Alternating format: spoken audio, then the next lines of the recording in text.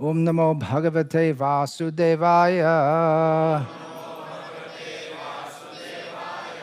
Om Namo Bhagavate Vasudevaya. Om Namo Bhagavate Vasudevaya. Bhagavad-gita as it is, translation and commentary by His Divine Grace A.C. Bhaktivedanta Swami, Prabhupada, Chapter 12, Text 16.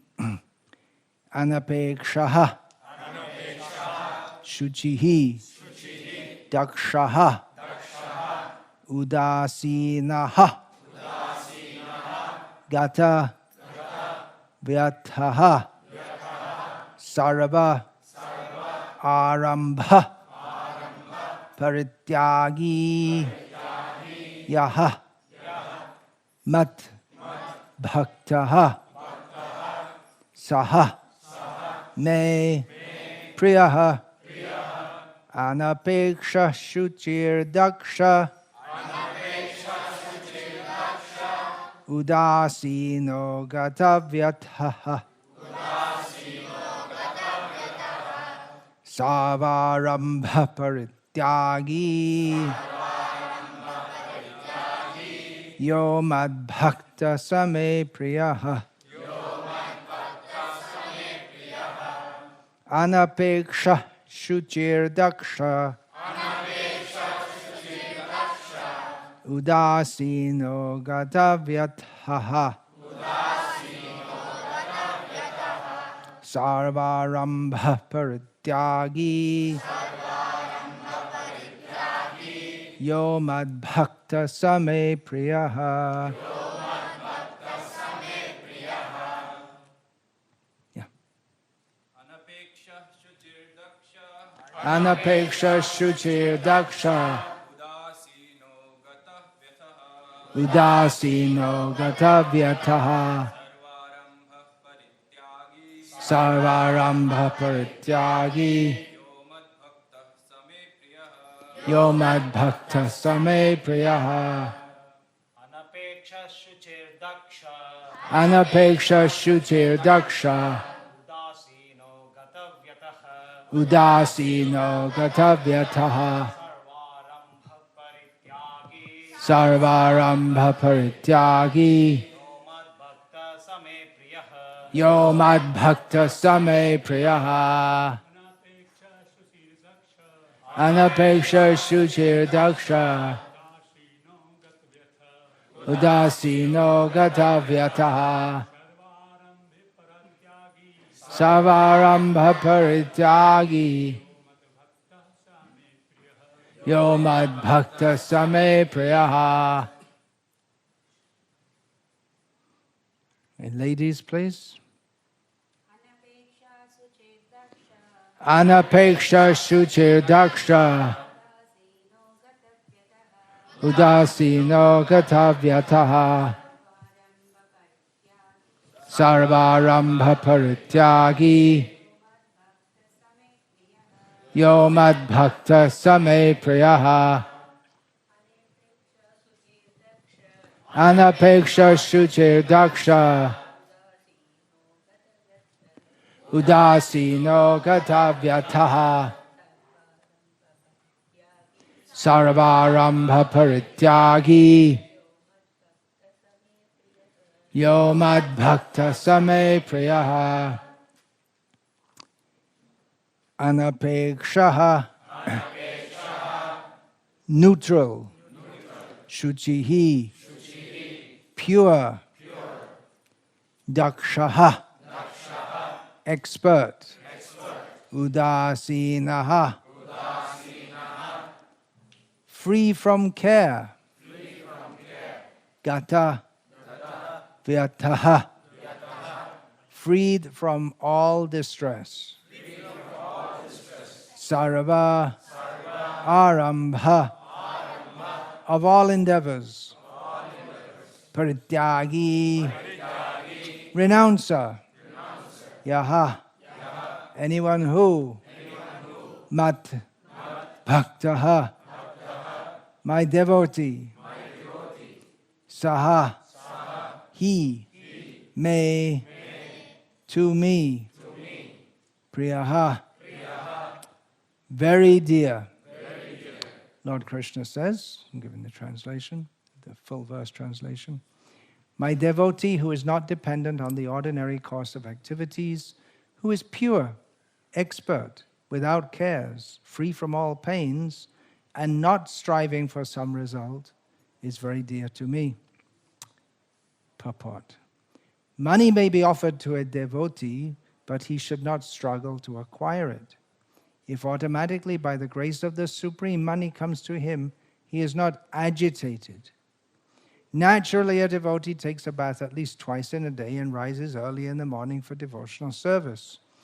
Thus, he is naturally clean both inwardly and outwardly.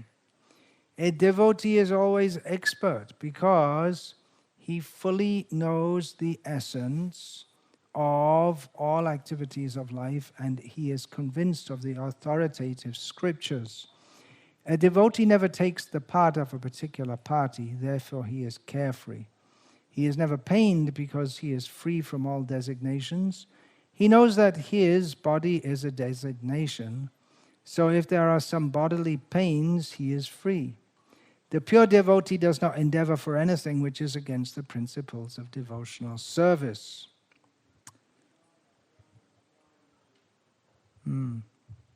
For example, constructing a big building requires great energy, and a devotee does not take to such business if it does not benefit him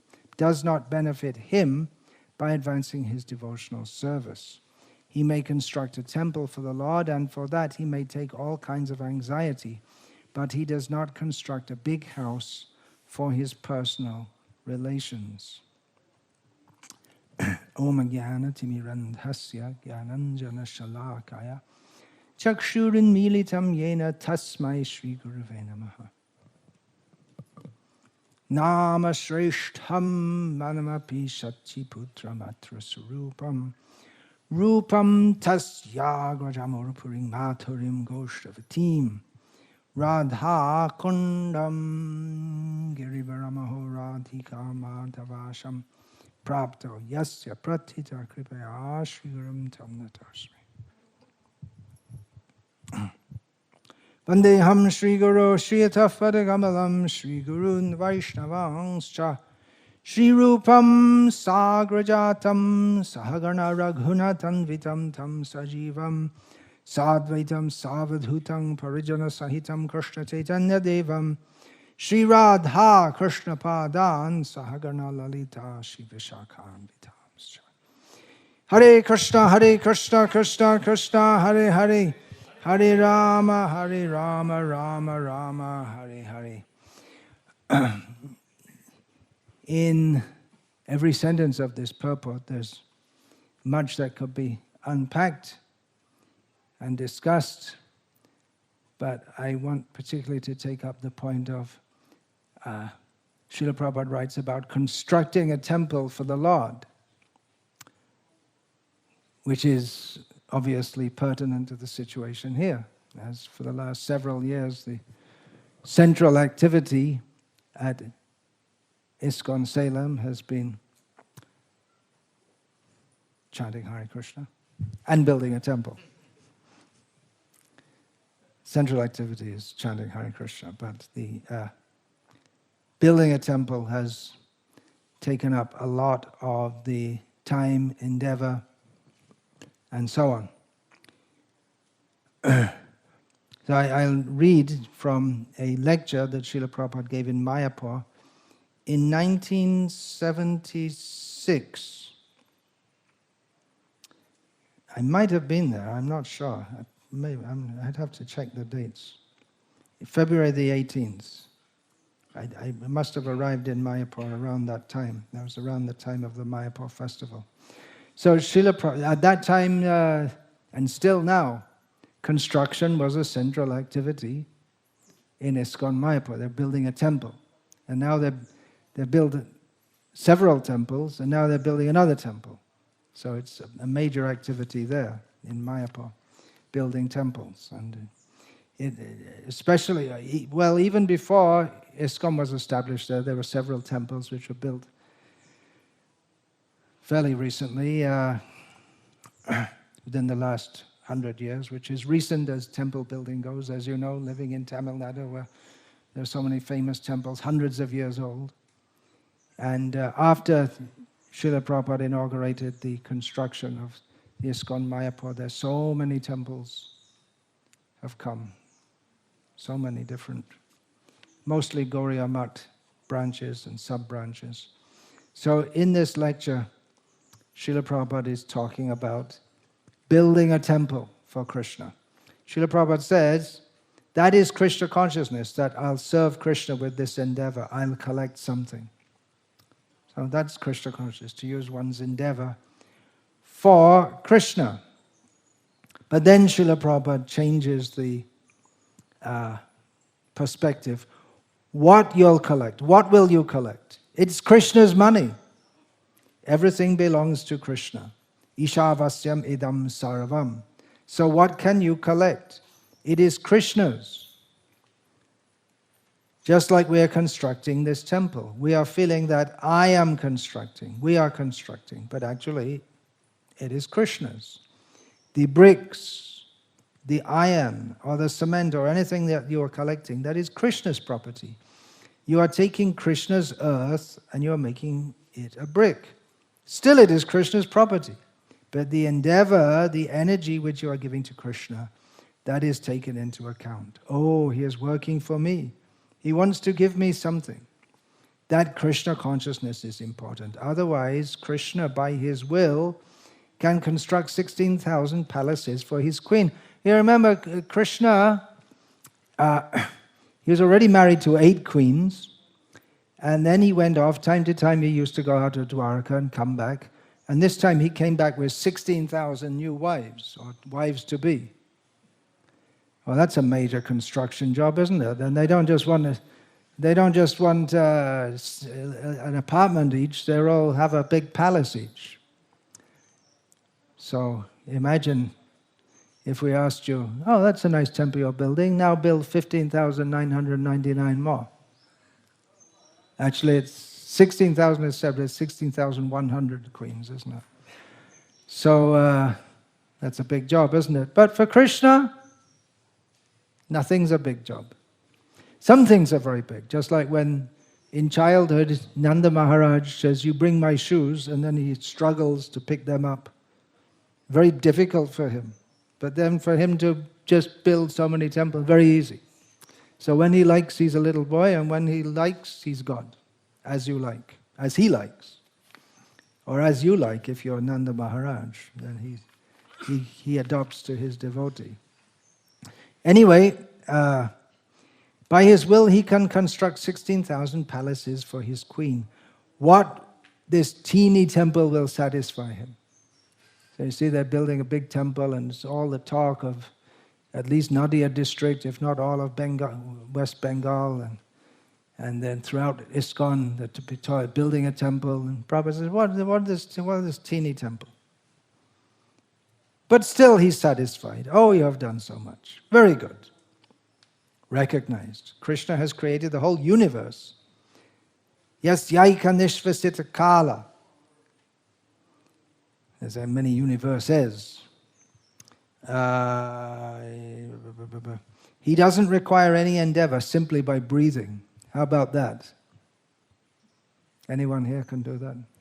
Build a temple. Just breathing. No, it's a lot more than just breathing. But for Krishna, simply by breathing. Yes, aika nishvasita kala matava lambya jivanti loma vilaja jagadandanataha. By his breathing, many millions of Brahmas are coming out. Jagadandanataha. And each jagadandanataha, Brahma, is creating a universe. Yes, yaika nishvasita kala matava lambya. So to create a temple, he doesn't require our help. He can create millions of temples by his will. There are already.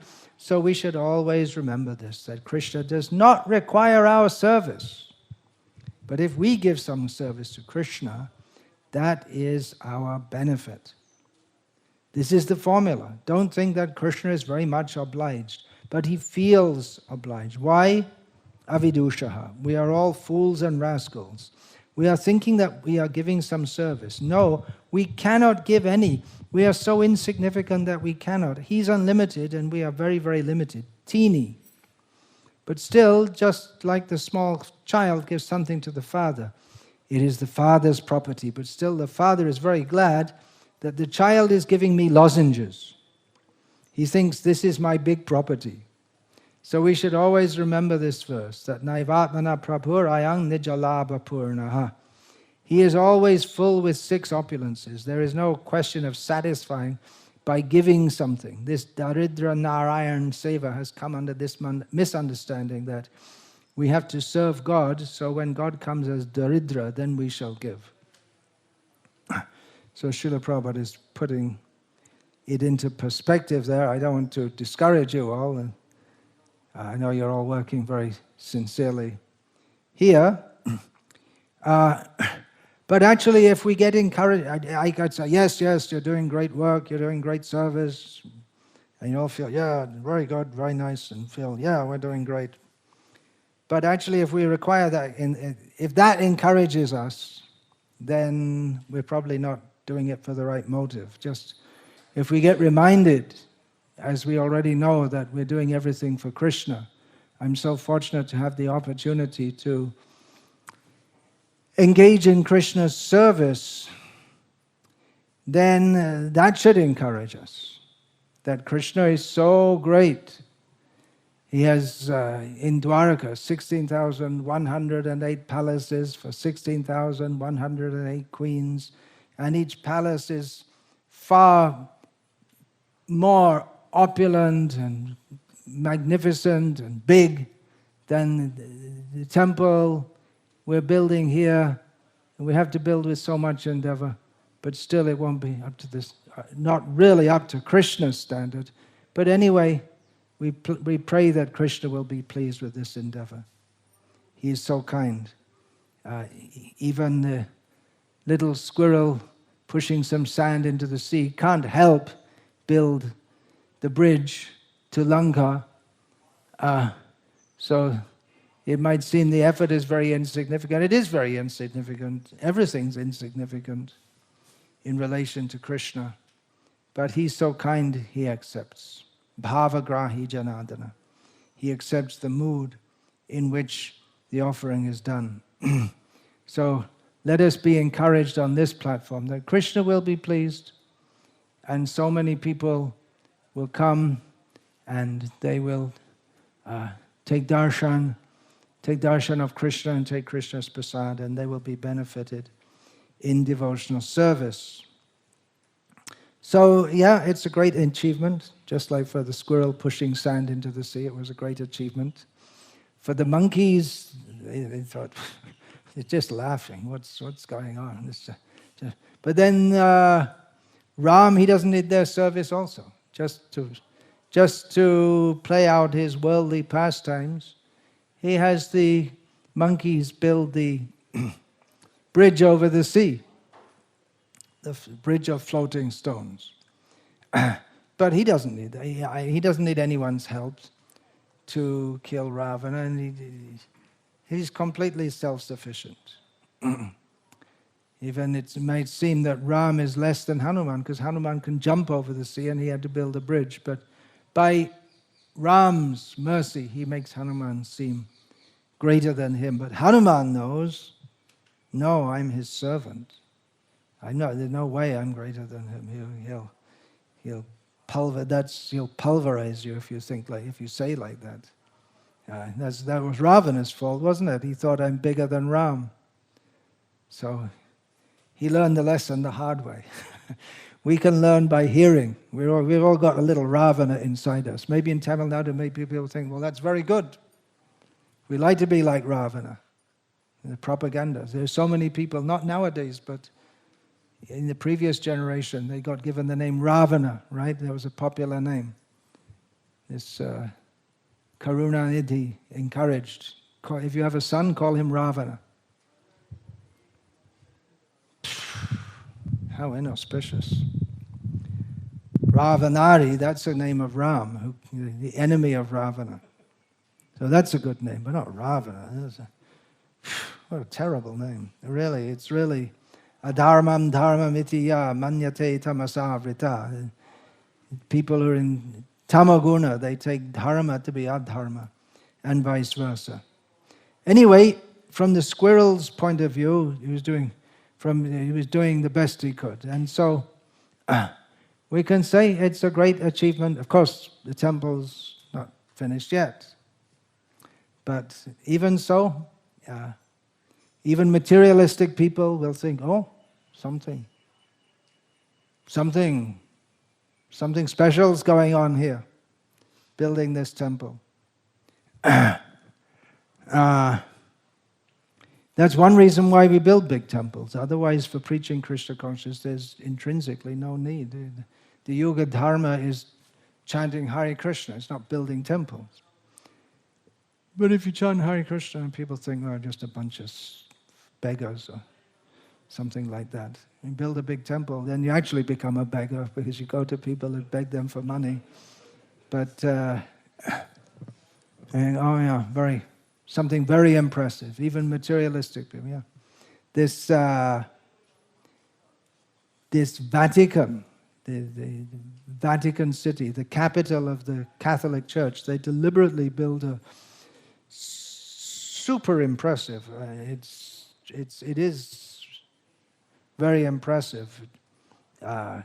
Buildings, cathedral, to make a visual impression so people can think this is something very important. It's very beautiful also, very grand. And it makes an impression that this is something very important. So that building temples is for that purpose. Also, even materialistic people will think it's something very important. If they don't understand, or they're not interested to understand spiritual philosophy. But they might become somewhat inclined to it if they think, well, these people, they're doing something which we can recognize as something very important. For them, building big buildings is a sign that it's a big person does such a thing. I was hearing a conversation with Srila Prabhupada and one of his disciples, Mahindra, in Los Angeles. He's still in Los Angeles, serving there. He lives just opposite the temple. So his father was a businessman, and he was upset that my son has joined this funny people jumping around in the streets, singing some funny songs. And then the Mahindra, he was in charge of the BBT at that time, was printing huge numbers of books, 1 million books at a time. That was for... And just recently I heard one conversation, Rameshwar said to Prabhupada, if you know the early history of ISKCON, you have to know these names, Rameshwar. So he said to Srila Prabhupada, we printed 1 million books. No, I was sorry, 1 million magazines back to Godhead. That's just for 1 month, for July. So Mahindra was in charge of the BBT, printing so many books. And his father came to visit. And when his father came in his son's office and saw that it was bigger than his own office, then he thought, yes, Hare Krishna, very good. You see, my son, he's doing a big thing. He's dealing with millions of dollars, big office, so many phones. It used to be that you'd have 6, 7 phones, and all ringing all the time, and secretaries, and oh, yes, very important.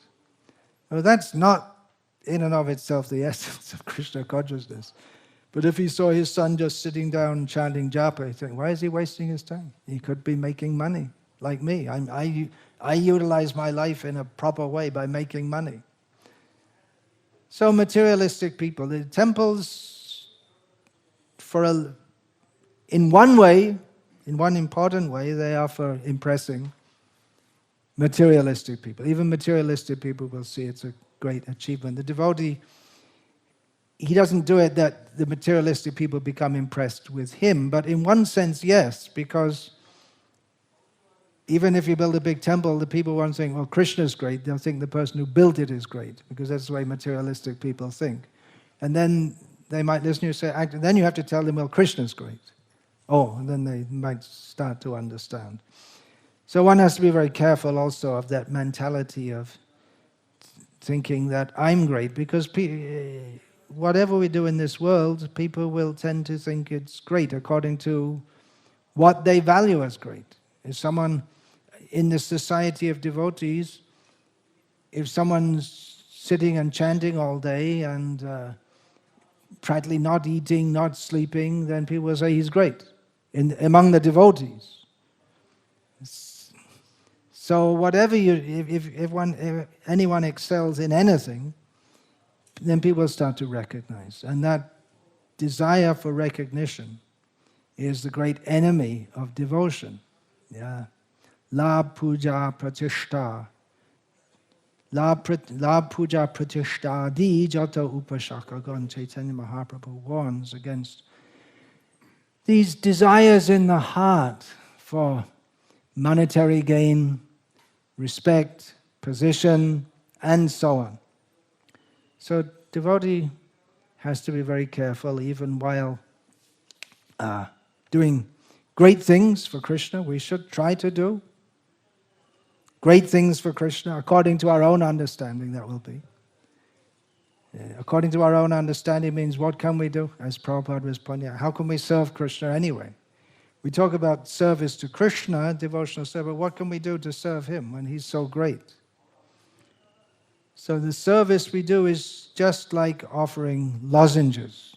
Do you know the word? Do you use that word, lozenges? Yeah? You all know? Yeah, okay.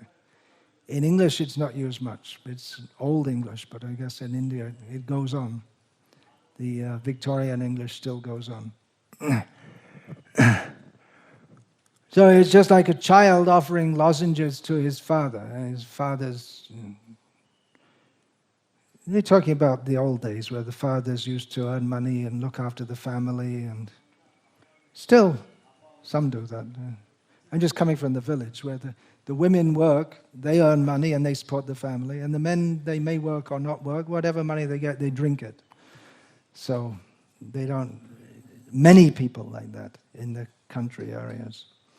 So the father's maintaining the child, and the child can get the lozenges because the father gives them, but if the child gives to the father, oh, very nice. So like that, we can't really do much. But then from our perspective, building a temple, preaching Krishna consciousness in various ways, it's a great achievement. Who could have imagined? There was, how many years ago? 30 years ago, one young boy going to school in Rijeka. You've all heard of Rijeka? No. Who ever heard of Rijeka? Outside of Croatia and maybe Slovenia. No one ever heard of Rijeka, although it's the second biggest city in Croatia. Who ever heard of Croatia? It's like that, isn't it? When you tell people Croatia, they never even heard of it. And Slovenia is even worse. I think Croatia did something in football and tennis, you told me, so people maybe not. So a boy going to school, could you or anyone else at that time have imagined that you'd be building a temple, huge temple in India? It's just unimaginable. If they'd have said, in future you'll be a deep sea diver going to the bottom of the sea, or you'll be an astronaut going to the moon, they might think that's more possible. But going to India and building a temple, people from Croatia don't do that. Who could have imagined? It's a great achievement.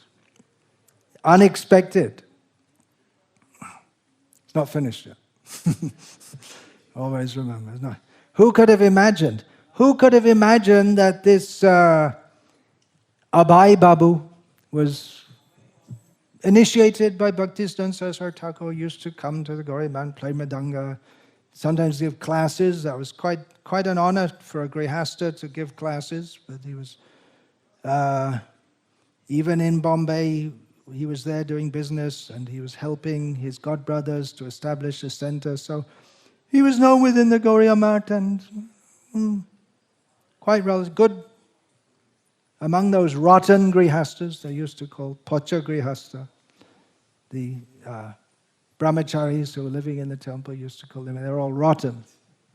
They're rotting away in material life.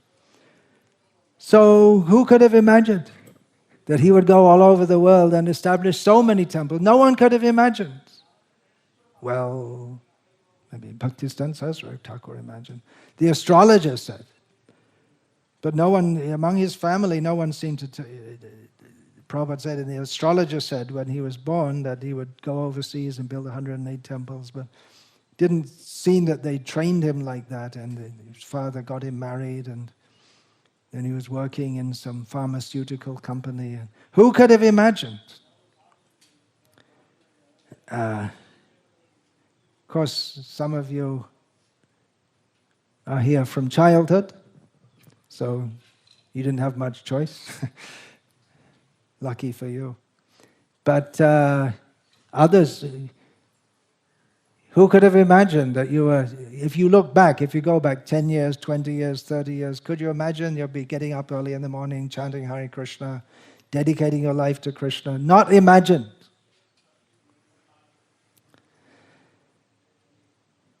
Now, how is this all possible? It's possible by the mercy of Krishna. Mukham karoti vachalang pangung langhayate kirim yat kripa tamahang vande paramananda madhavam. This verse apparently is written or manifested through Shankaracharya, who says that by the grace of Madhava, Krishna, who's the husband of Lakshmi, the goddess of fortune, a lame man can speak. And a lame man can cross over a mountain. Makes the impossible possible. So everyone has the potential, theoretically, or to do great things in Krishna's service. I'm just seeing so many of my God brothers and God sisters passing away, which is to be expected, as most of them are over 65 years old, so it's to be expected. But when I hear so-and-so passed away, I just think that, they had so much knowledge of Krishna consciousness and so much experience and training, and they went on chanting Hare Krishna throughout their life, but in many cases you think, well, they could have, at least theoretically, they could have done so much more before they passed away.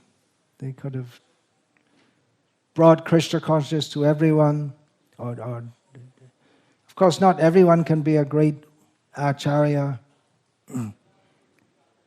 but everyone should really do the best they can to serve Krishna in this lifetime. Janma satak kari karo para upaka. The first thing, we have to get our own life organized so that we can be Krishna conscious. We have to take up Krishna consciousness seriously, but then we have to see how we can help others also.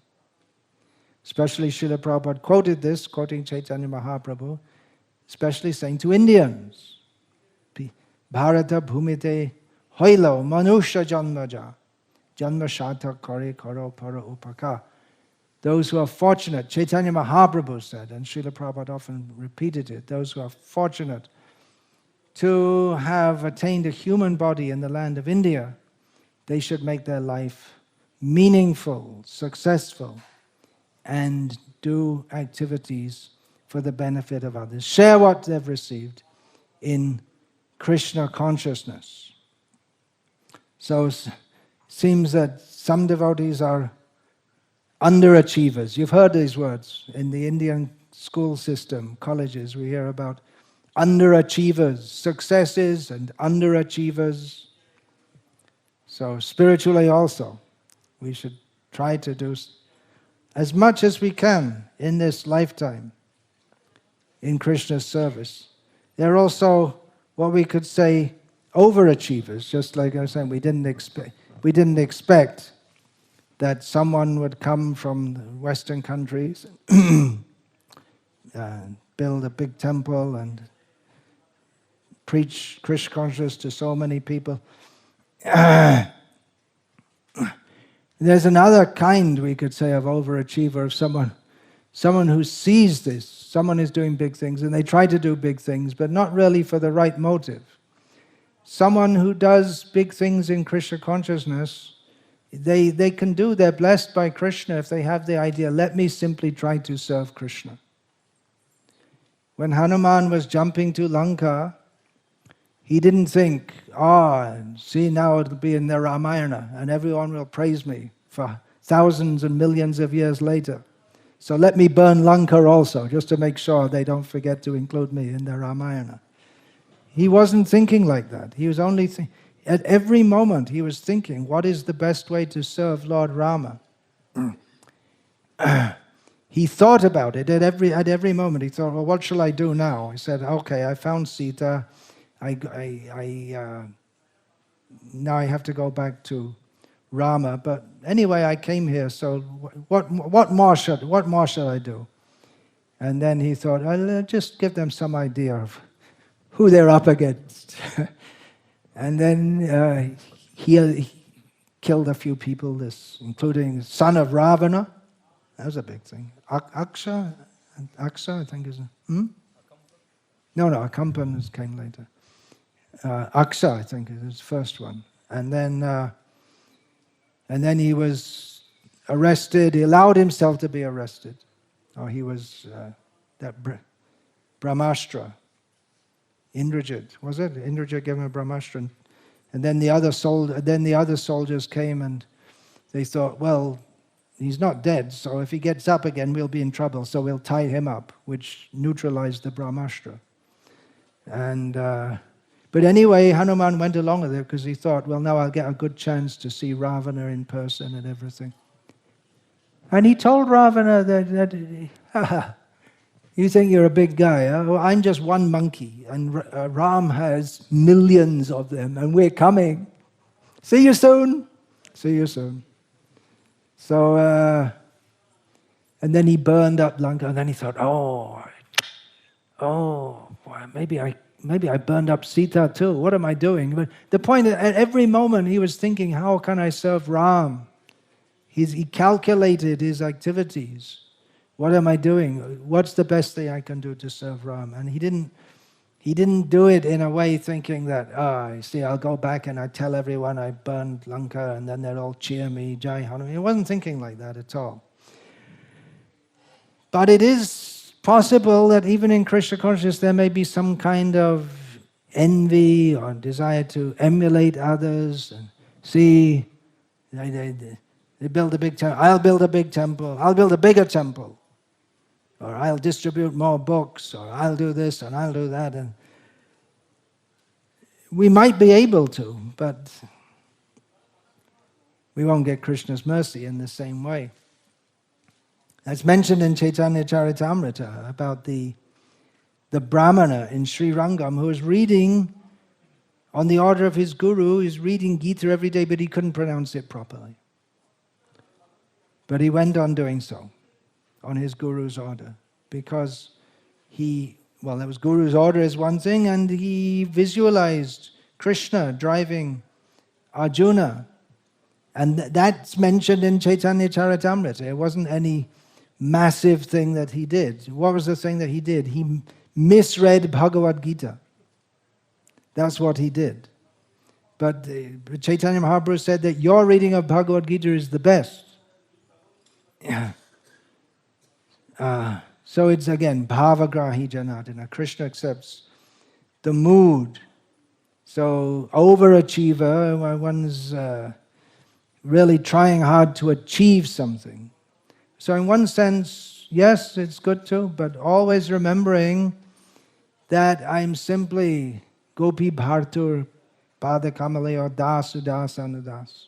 I'm simply servant of the servant of the servant of Krishna, who is the husband and maintainer of the gopis.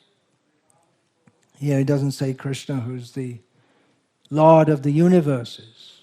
Krishna himself, he's the biggest achiever by far. Yes, Prabhupada quotes it. Yasyaika nishvasita kalam athavalambya jivanti loma vilaja jagarandana Vishnur mahan sa yasya kala vishesho Govindamadi Purusham Tamaham Bhajami. That Govinda, who is the original person who Brahma worships, just a portion of him is the Mahavishnu, from whose breathing come out all the universes in seed form. But that same Krishna,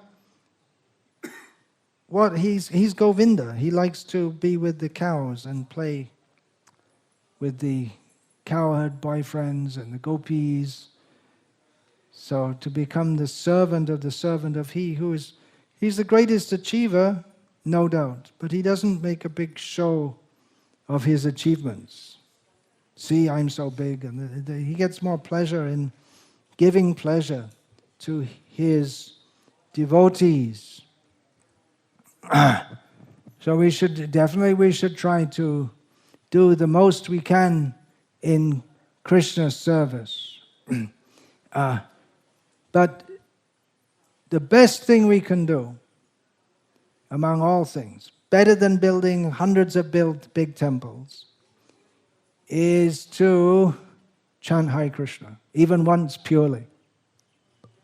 It's maybe easier to build hundreds of big temples than to chant Hare Krishna once purely. And then what? Then should we stop building? No, go on building temples, but go on chanting Hare Krishna also. And remember that at the time of death, we have, what is the greatest achievement? Janmalabha param pungsang ante narayana smritihi. Having been born, the greatest thing we can do is to die remembering Narayana, remembering Krishna. So we should never lose sight of that.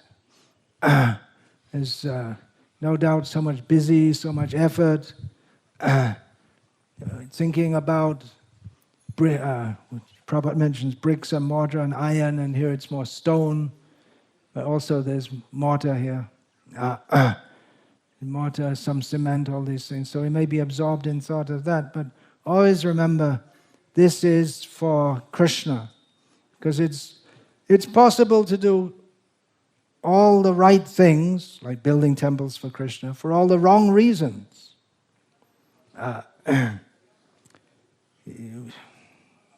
For personal desires. Well, anyway, if we build a temple for Krishna, that's very good. But we always have to see that our motives are simply to serve Krishna. And it's also possible to do all the right things in devotional service and not get big results. When Srila Prabhupada was first in America,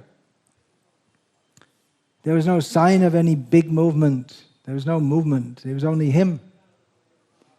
But he was as perfect a Paramahamsa then, in 1965 in America, as he was in 1975 in America, where whenever he came, every city he came to, there'd be press, what do they call it? Press conference, and TV cameras would come, and big people came to see him. He was the head of a thriving, noticed movement. But Srila Prabhupada, even before all those things had happened, was a perfect Paramahamsa, fully absorbed in service to Krishna. And theoretically speaking, if that hadn't manifested, it wouldn't have been that Srila Prabhupada was any less a devotee. Everything's in Krishna's hands. We should always remember, everything's in Krishna's hands. Srila Prabhupada would often quote that man proposes and God disposes. And that we should all try to do our best to serve Krishna doesn't mean that, well, everyone now leaves the temple and you all go off and start your own project. And you can do your best for Krishna by cleaning the pots in the temple. That's also required. If everyone says, okay, now I'm going to go off and be a big acharya, and there's no one to clean the pots in the kitchen, then Krishna won't be pleased. We have to work in a systematic way. Srila Prabhupada organized ISKCON in a very systematic way. One time some devotees were asking, because there's this idea that organized religion means can't be good, must be bad. But Srila Prabhupada said, no, we have to be very organized. We have to, because otherwise how can we spread Krishna consciousness all over the world? There's this idea that saintly people should be so detached from the world, they don't even know what the time of day is, or whether it's day or night. That's for Chaitanya Mahaprabhu. For us who are serving Chaitanya Mahaprabhu, we have to take his mission to spread Krishna consciousness all over the world. Means we have to work in tandem with the world. Just like, for instance, if we have to go from one place to another for preaching, we have to go by train. We have to get to the train station on time. We can't think that, well, I'm a Paramahamsa, don't they know that? Then the train's already left, bring it back. It's not going to happen. That's foolishness to think like that we'll be so-called transcendental that we miss the train. So that means we have to work with the consciousness of serving Krishna and at the same time consciousness of this world, just like building this temple. If we're not conscious in the way that someone who's building a building should be conscious, then you're going to get cheated. Build a building and it'll fall down even before you open it. You have to build it so that it'll last for hundreds of years, but unless you're right there on the spot at every moment, then you know that the workers aren't going to do properly and this and that. So it requires to be apparently in material consciousness. But actually that's Krishna consciousness, because it's all being done for Krishna. Again, so many examples we can take. The monkeys, before Hanuman jumped to Lanka, they were considering, how can we go to Lanka? And then the different ones, they were considering in a realistic way that I could jump. One monkey said, I can jump so far. Someone else said, I can jump so far. But Jambavan said, I could jump one way, but I'm old and I'm not sure if I could jump back. And then Jambavan pointed out Hanuman, he couldn't do it. So they were discussing realistically. They didn't just say, okay, Lord, I'll jump. Angada could also. They say, no, you don't. You stay. We need you here. We don't want to risk you.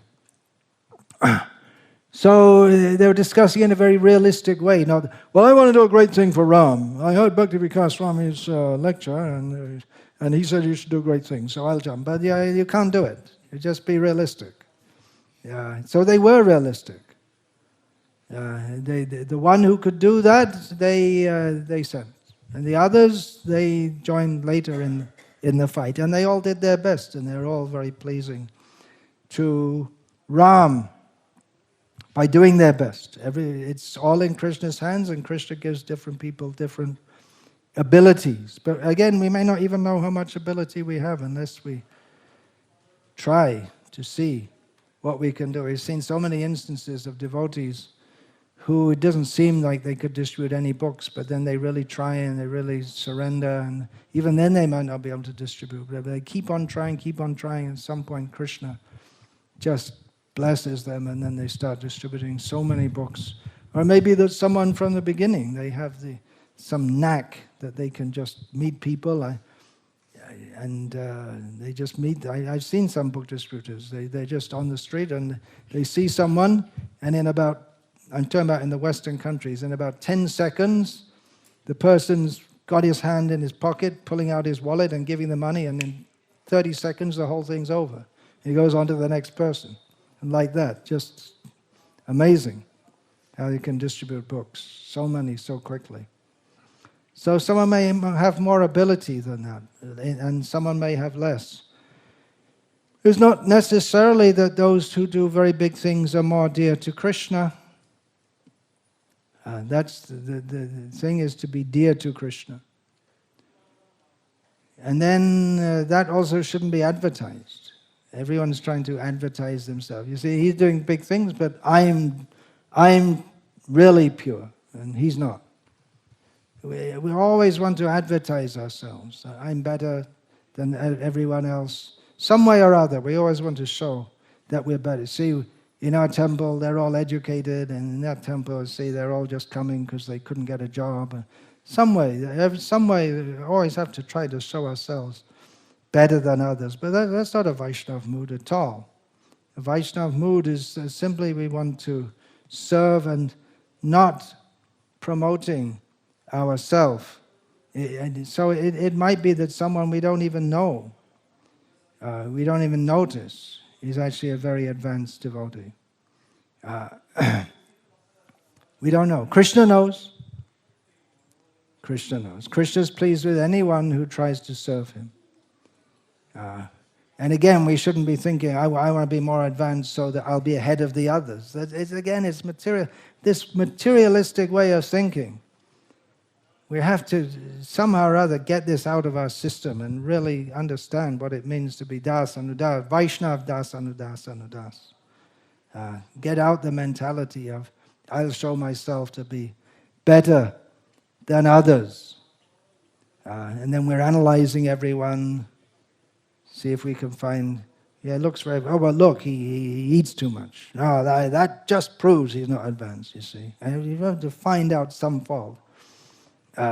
Very expert to find out faults in others.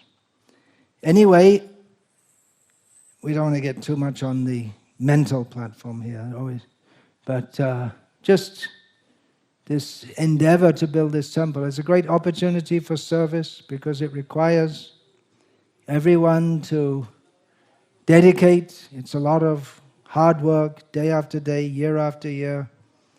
And then when it's built and opened, then so many people will be coming. Already they're beginning to come. So great opportunities for going on, serving more and more.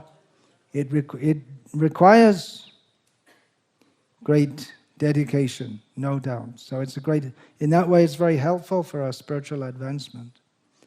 That we have to, it's not just by sitting around and wishing that temples come up. That's for Krishna, that's not for us. Even Krishna had his Vishvakarma, he gave the work, Vishvakarma had to do something. He had to engage others, and so many things. So it's a great opportunity, and it requires a lot of surrender to Krishna. So that helps us to come up. We need a dynamic mood. There's dynamic mood here. The kirtans are going on very strongly. So we should do that. Keep the beat going on strongly. Keep the mood dynamic. Keep the spirits high. Have confidence that we're doing everything for Krishna.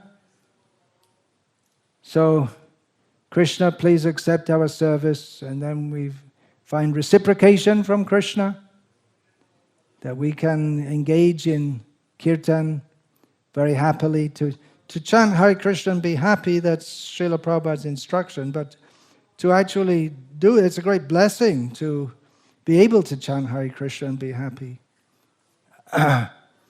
Be happy means, real happiness means when we're fully surrendering to Krishna and we're giving up material desires, then we can be happy. Otherwise, we can be chanting Hare Krishna and not be happy. Sometimes we see. One of my godbrothers, he was living in Vrindavan. He was tormented by material desires. He didn't want to marry. He'd already been married, and it didn't work out. And he was chanting 64 rounds a day, and but he wasn't, he looked miserable. He was stuck in some mental state. He didn't have any particular service to do. If he had been given a lot of service, of course, previously he used to distribute so many books, and he had some idea to come and live in Vrindavan, chant many rounds. We just became miserable. Srila Prabhupada warned about that. He said if we try to imitate great devotees and just chant all day when we're not in a mature state, then we'll think of women and money. Well, material desires will enter and cause us to fall down. So this serving here is a very intense activity, and then we're blessed. Tabeto gaibo harinama shuke. Then we're blessed to chant Hare Krishna in great happiness. So keep that beat going on. Keep the kirtans strong. Keep everyone in that strong, vibrant mood of wanting to serve Krishna. When people come to our temple, they may come to see the big building, something impressive, but best that they become even more impressed at the vibrant spiritual atmosphere, which comes from a sense of full dedication to Krishna. Everyone's all serving together, cooperating, because we all want to serve Krishna. We all want to serve Srila Prabhupada's mission. The kirtans are strong. If the kirtan is all watery and it's all based on who can sing with the most stylish voice,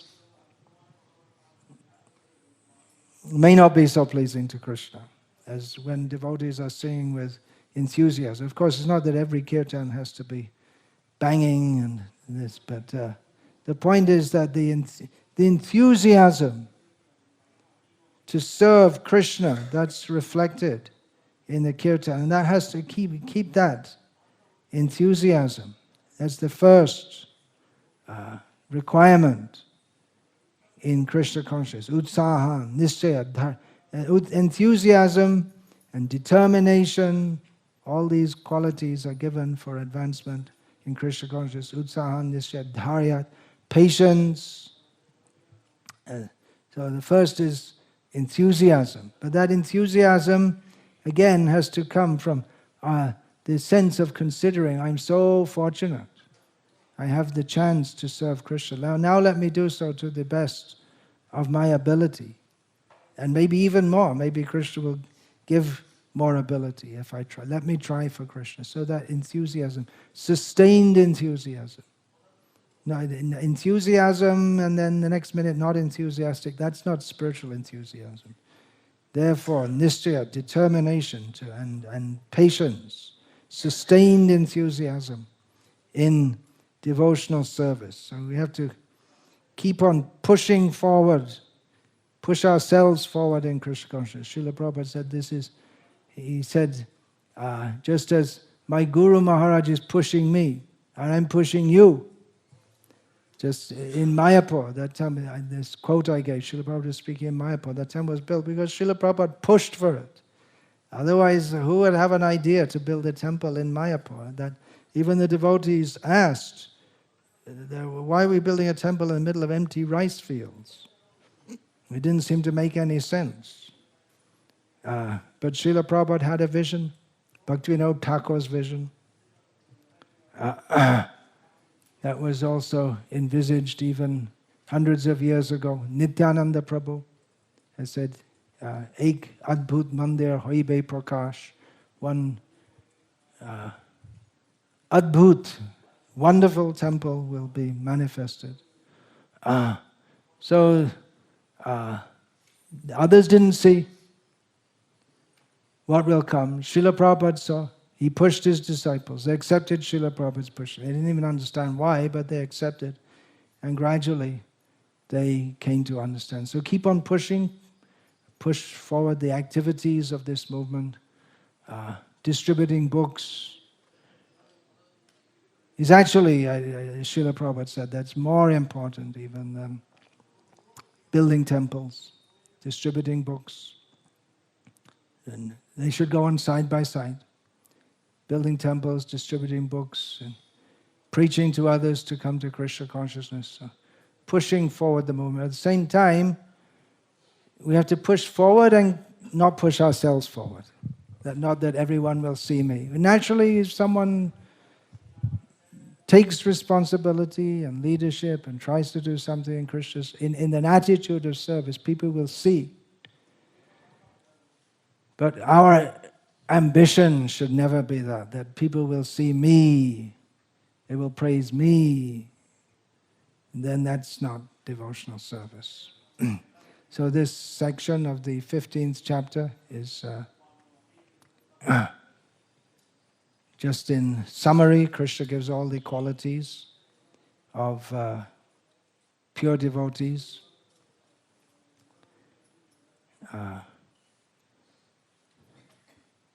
One of them is given Savarambha, Parityagi. He gives up all endeavors. But then Srila Prabhupada in the Purport clarifies that one doesn't take any endeavor for oneself, but for Krishna can make so much endeavor. And he gives the example of building a temple. So I thought to quote that as you're building a temple here. Hare Krishna. Any question, please, about this?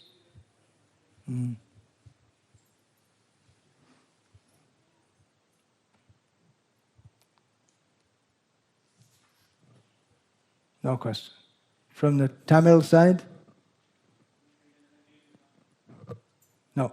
Okay, finished. Hare Krishna. All glories to His Divine Grace, Srila Prabhupada. Hare Krishna.